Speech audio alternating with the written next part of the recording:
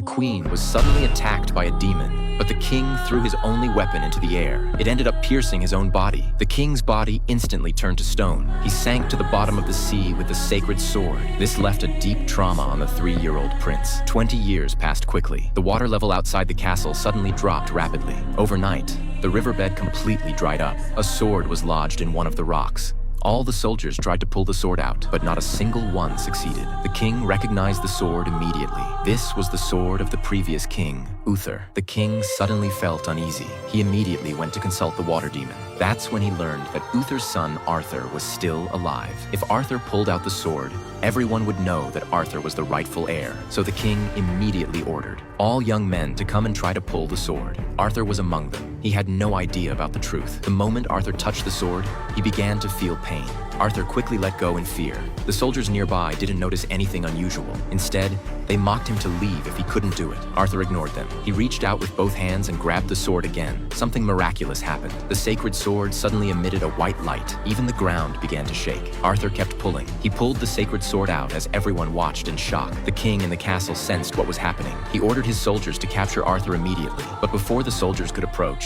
Arthur collapsed on the spot, unable to control the sword's power.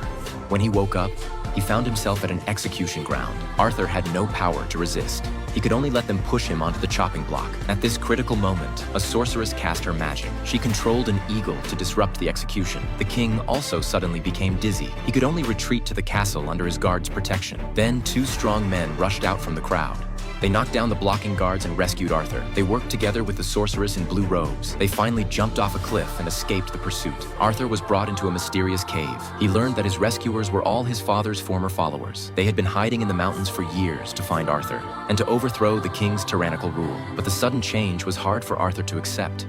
He didn't want to be any savior. He just wanted to find a safe place to live a quiet life. So he went to the cliff and threw the sacred sword into the lake. Then Arthur ran wildly into the forest, trying to calm himself down. Arthur finally collapsed in a swamp. Suddenly a hand reached out and pulled him into the lake. This was the legendary Lady of the Lake. Arthur struggled desperately, but the lady made him see visions of the future. If Arthur refused to accept the sacred sword, the king would turn all cities into ruins. The human world would suffer devastation. He had to take up the sword and save the human world.